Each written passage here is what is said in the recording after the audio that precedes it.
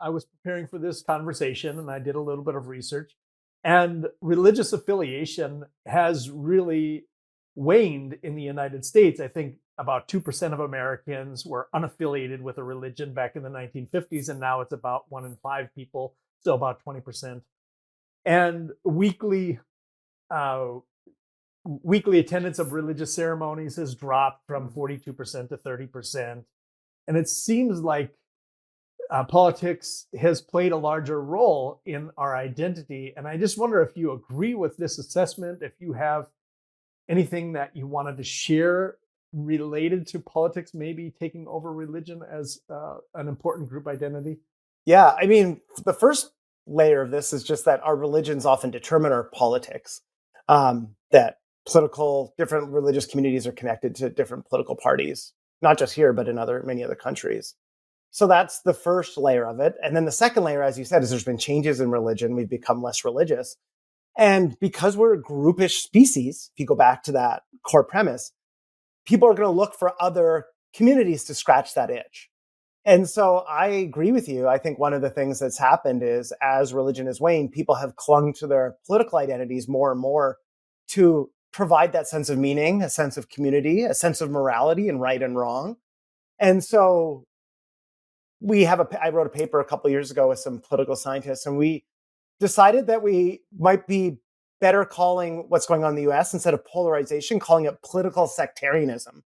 And in other countries where you have sectarian conflicts are often connected to religion because they go beyond just, I disagree with you on these policy issues to you are an evil person and you must be stopped.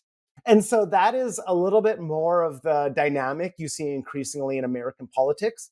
The amount that people love their political party, Democrats or Republicans, has stayed stable over the last 40 years, 50 years. But the amount that they hate the other party has steadily gone up. And in fact, that is now stronger than the in-group love part of politics. And what it means is you will support a politician, even if you don't like them that much, because you need to stop the other party because you think they're going to do something sinister.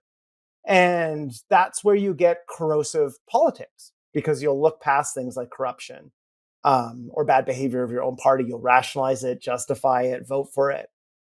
And so that becomes a dangerous thing for democracy. Another thing it does that's dangerous is it means that you won't cooperate with the other group, even if it would be in everybody's best interest. And so ultimately, the goal of politicians is supposed to be like being pragmatic and finding some way to work together so that the population benefits, the voters across the country benefit. But if you hate the other party so much or don't want to be seen working with them, then that means that even if you could find some grounds for agreement that would be popular, that the average citizen would like, you'll be reluctant to do it. And so that's another dynamic that makes it hard to have healthy governance and effective policy that would benefit most Americans or most members of any country. And that becomes a really dysfunctional system.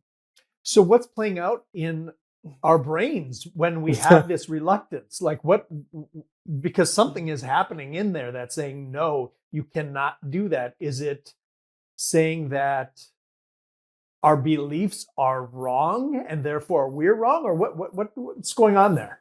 Yeah, I mean, there's two parts of it. The first part is just that you genuinely disagree with people. So let's say we're debating abortion rights, reproductive rights. There's going to be genuine disagreement on moral values. That's probably not possible to find a compromise for a lot of people. But then that's going to have to be fought out by, mobilizing people to get to vote and so forth, and putting pressure on politicians.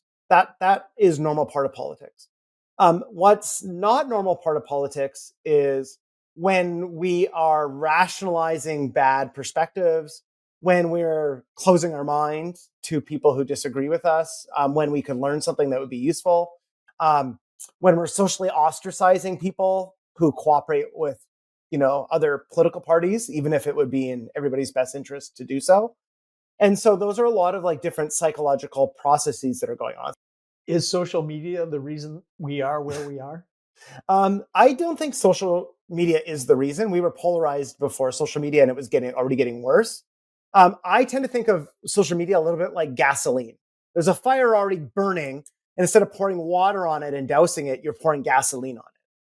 And my lab has been doing a lot of research on social media and how it relates to these issues for the last 10 years. And, the type of language that you can use online that helps you go viral is also the type of language that disengages people who are politically different from you. There was a new paper that just came out last night saying most people are blocking people who are politically different than them, way more than they block people who are the same as them. And so you're kind of customizing now through technology, your own little echo chamber through your behaviors of who you mute and who you block, who you follow, who you unfollow. On Twitter, one of my favorite studies on this is people also use it like a bat signal to send out into the world who they're affiliated with. And so there was a study finding over time, people are listing their political party affiliations in their bios on Twitter, or now X, more and more over time. Because the more polarized we get, the more intense people feel about it, and the more they want to signal which team they belong to. And it's become like Ohio State and Michigan. You would never go to a Ohio State Michigan game and not wear a jersey. You have to pick a side and signal where your loyalty lies, right? And so that's essentially what American politics has become. And social media just provides a really efficient vehicle for doing that.